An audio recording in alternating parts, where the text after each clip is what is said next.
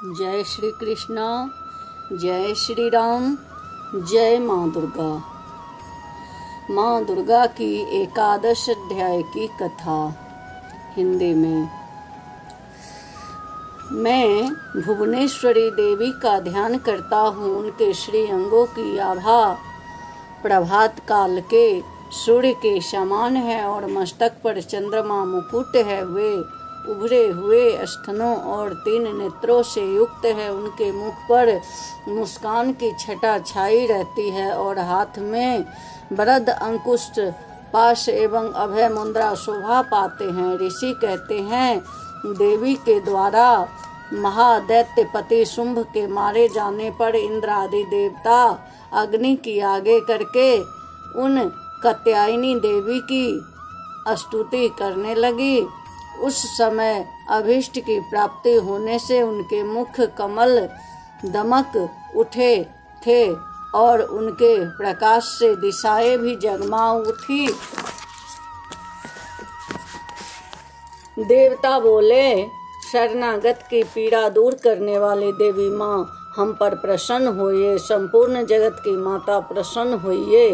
विश्वेश्वरी, विश्व की रक्षा करने वाले माँ, हम पर प्रसन्न होइए, क्योंकि पृथ्वी रूप में तुम्हारे ही स्थिति है। देवी तुम्हारा ही पराक्रम है, अलंघनीय है। तुम्हारा जल रूप में स्थित होकर जगत रूप को तृप्त करती हो। तुम अनंत बाल संपन्न वैष्णवी हो। इस विश्व की कारणभूता परा माया हो, देवी हो। तुमने समस्त जगत की मोहित कर रखा है। तुम ही प्रसन्न होने पर इस पृथ्वी की मोक्ष की प्राप्ति कराती हो। देवी, संपूर्ण विदाएं तुम्हारे भिन्न भिन्न स्वरूप है। जगत में जितने स्त्रियां हैं वे सब तुम्हारी ही मूर्तियां हैं।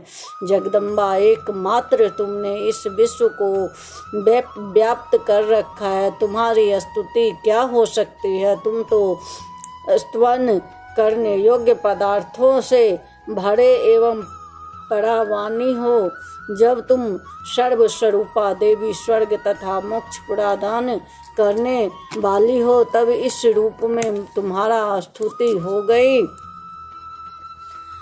तुम्हारी स्तुति के लिए अच्छी युक्तियां और क्या हो सकती है। बुद्धि रूप से सब लोगों को हृदय में विराजमान रहने वाली तथा स्वर्ग के एवं मोक्ष प्रदान करने वाली देवी, तुम्हें नमस्कार है। कला, काष्ठा आदि के रूप में क्रमशः परिणाम अवस्था परिवर्तन की ओर ले जाने वाली तथा विश्व का उपसंहार करने में समर्थ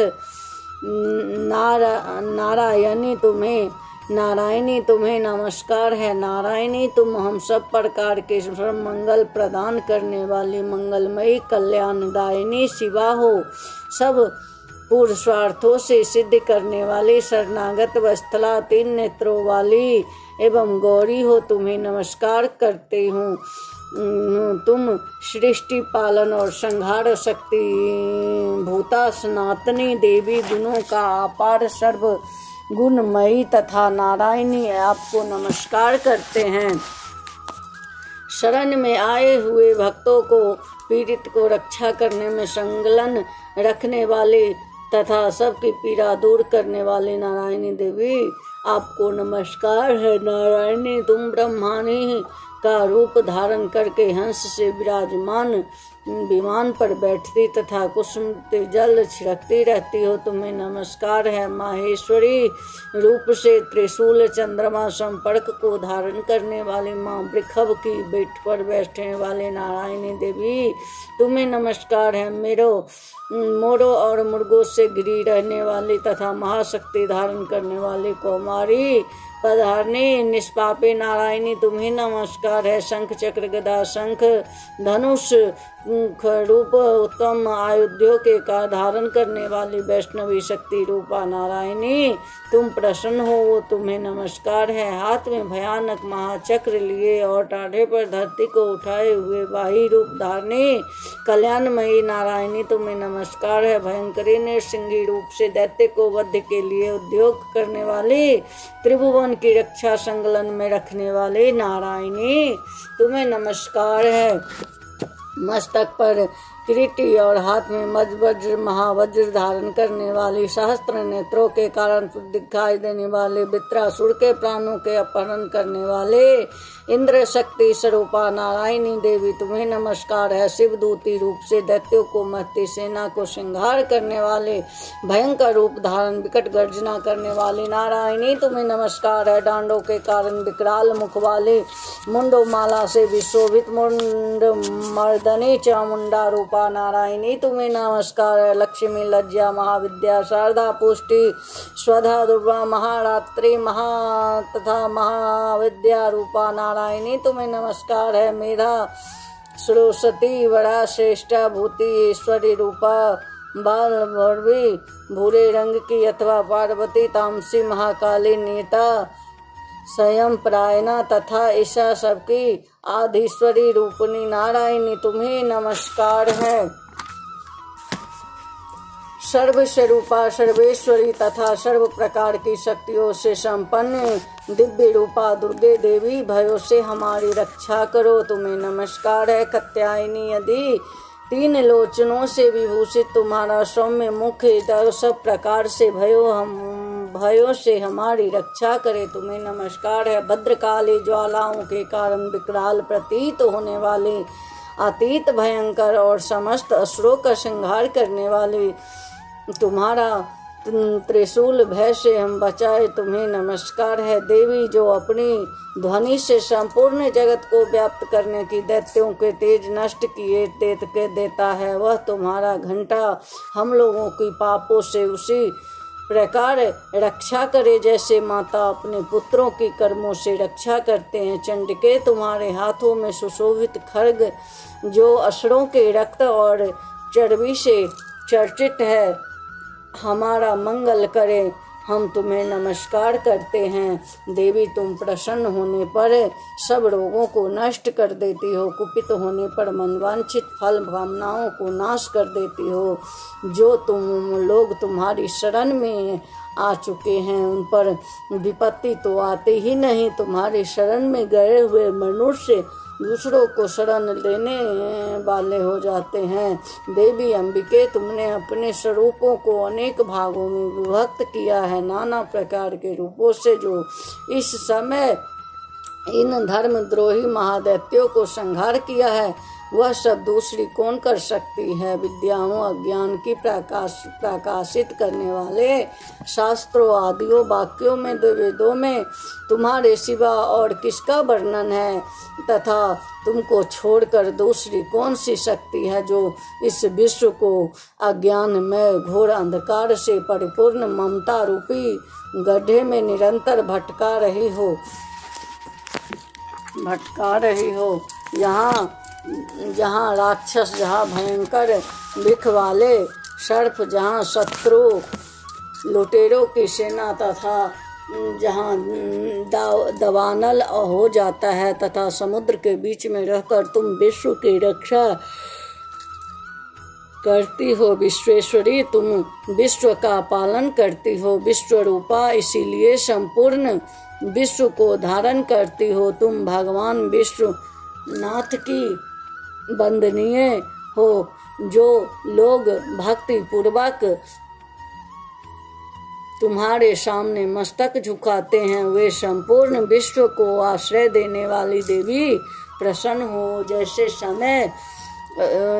जैसे इस समय असुरों का वध करके तुमने हमारी शीघ्र रक्षा की है, उसी प्रकार सदा शत्रुओं को भय से बचाओ। संपूर्ण जगत का पाप नष्ट कर दो और उत्पात एवं पापों के फल स्वरूप प्राप्त होने वाले हमारे महामारी आदि बड़े बड़े उपद्रवों को शीघ्र दूर करो। विश्व की पीड़ा दूर करने वाली देवी, हम तुम्हारे चरणों में पड़े हुए हैं, प्रसन्न हो। त्रिलोक निवासिनी पूजनीय परमेश्वरी, लोगों को वरदान दो। देवी बोली, देवताओं, मैं तुम्हें वर देने को तैयार हूँ। तुम्हारे मन में जिसकी इच्छा हो वह वर मांग लो। संसार के उस उपकार को वर को मैं अवश्य दूंगा। देवता बोले, सर्वेश्वरी तुम इसी प्रकार तीनों लोकों की समस्त बाधाओं को शांत करो और हमारे शत्रुओं का नाश करती रहो। देवी बोली, देवताओं, बेवस्त मंवंतरे 28वें युग में शुंभ और निशुंभ नाम के दो अन्य महादैत्य उत्पन्न होंगे। तब मैं नंद गोप के घर में उनकी पत्नी यशोदा के गर्भ से अवतीर्ण हूँ विंध्याचल में जाकर रहूंगी और उक्त दोनों असुरों को नाश करूंगी।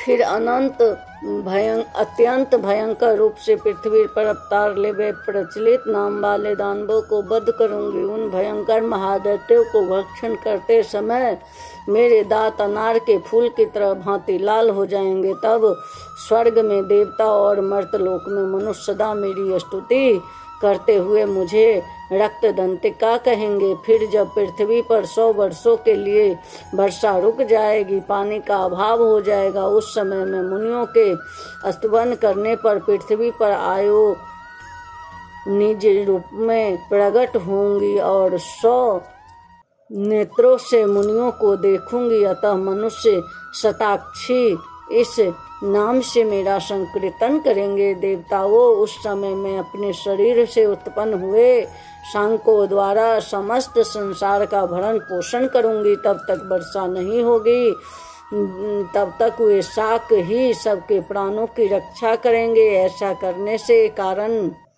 पृथ्वी पर शाकंभरी के नाम से मेरी ख्याति होगी। उसी अवतार में मैं दुर्गम नामक महादैत्य का वध भी करूंगी।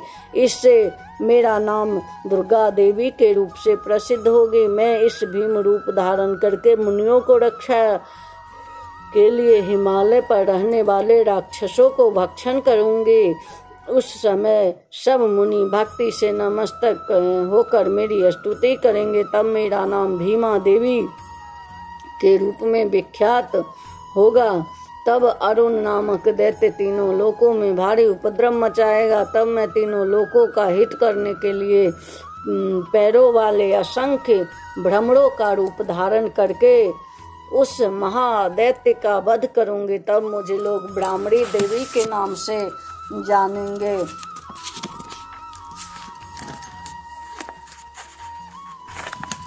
जानेंगे। उस समय सब लोग मुझे ब्राह्मणी के नाम से चारों ओर मेरी स्तुति करेंगे। इस प्रकार जब जब संसार में दानवी बाधा उपस्थित होगी, तब तब मैं अवतार लेकर मैं शत्रुओं का संहार करूंगी। बोलिए जय श्री कृष्णा, जय श्री राम, जय माँ दुर्गा।